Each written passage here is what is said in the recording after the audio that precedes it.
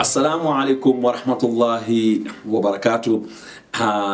Alhamdulillah, thumma salatu wa salamu ala Rasulillah Muhammad bin Abdullah sallallahu alayhi wa sallam. Dear viewers, today we'll be looking at Lamartine, a French poet and historian, and what he says about Prophet Muhammad sallallahu alayhi wa sallam. And I highly thank you for actually joining us, because I think the only history you can learn in this world which will make you amongst the best people actually is the history of Prophet Muhammad sallallahu alayhi wa sallam. He began by saying, if greatness of purpose, smallness of means, and outstanding results are the three criteria of human genius, who could dare to compare any great man in modern history with Muhammad? Actually, that is the question he asked. This is the question he kept on asking every time people were criticizing him. They were telling him, Lamartine, you are a French, you are a historian, you are an un-Muslim. How dared you talk about Prophet Muhammad, a prophet of others, an Arab? Him you don't even know well. He repeated every time, asking them, telling them, if greatness of purpose, smallness of means, and outstanding results are the three criteria of human genius, then who could dare to compare any great man in modern history with Muhammad? And he proceeded now to explain in his book, The Greatness of Purpose. Lamartine acknowledges the profound and noble mission of Prophet Muhammad to guide humanity towards spiritual enlightenment, establish justice, and unify disparate tribes under a single ethical framework. His purpose was not just to create new religion, but to transform society at its core. Dear viewers, let us now look at the words of Lamartine and what Quran says. Let us look at the guide to humanity first. Allah tells the Prophet Muhammad sallallahu alaihi wasallam, وَمَا أَرْسَلْنَاكَ إِلَّا رَحْمَةً لِلْعَالَمِينَ. And we did not send you, O Muhammad, but the mercy to all. Do you remember Sayyidina Umar radiallahu anhu? Do you know his story before Islam? Do you know Sayyidina Abu Bakr radiallahu anhu? Do you know his story before Islam? Do you know Ka'ab bin Zuhair before Islam?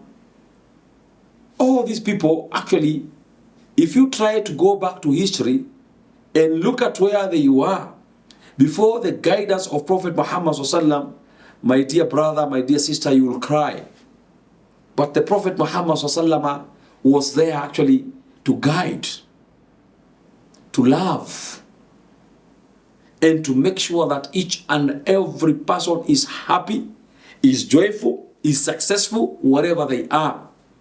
And that is why, look at Prophet Muhammad sallallahu alayhi wa sallam. After he saw the dream of Adhan, he made sure that Adhan is now made.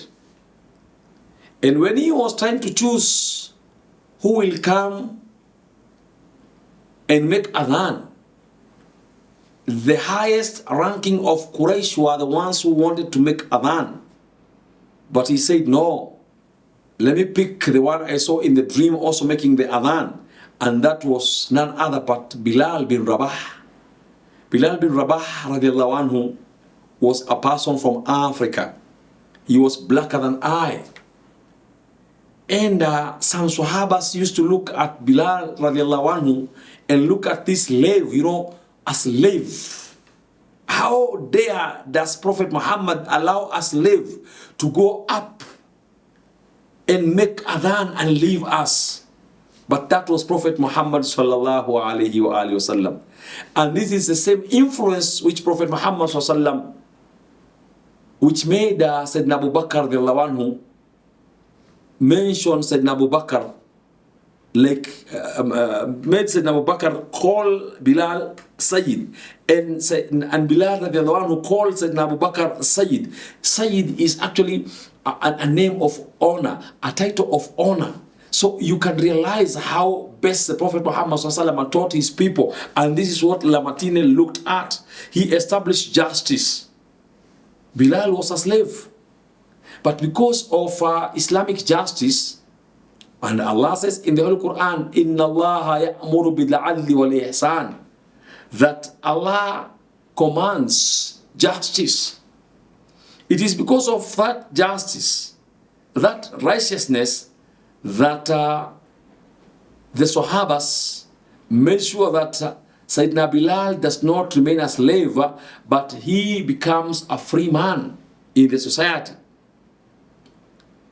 It is because of the justice established by Prophet Muhammad SAW that Allah subhanahu wa ta'ala says in the Holy Quran, وَإِذَا الْمَوْءُودَةُ سُئِلَتْ بِأَيِّ ذَنبٍ قُتِلَتْ.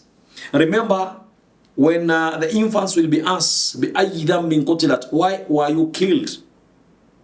So Prophet Muhammad SAW came and stopped that behavior of killing infants. And I want actually to inform you, dear viewers, that the practice of killing the young infants, especially girls, was not only in Islam, but it was almost in all communities which were that time, the Jews and the others who were that time, because they preferred getting boys, thinking that when they get girls, girls will be shame to them. So they were preferring getting boys. So if they knew that their wives have given birth to girls, then they were ordering that those girls be killed. But who came to abolish that behavior? It is Prophet Muhammad sallallahu alayhi wa alihi wasallam. So dear viewers, thank you so much for watching this show. Thank you so much for listening to these lectures. May Allah subhanahu wa ta'ala grant us the best. May Allah subhanahu wa ta'ala grant us the wisdom to understand Prophet Muhammad sallallahu and live by what he taught, so that we become the best. Wassalamu alaikum wa rahmatullahi wa barakatuh.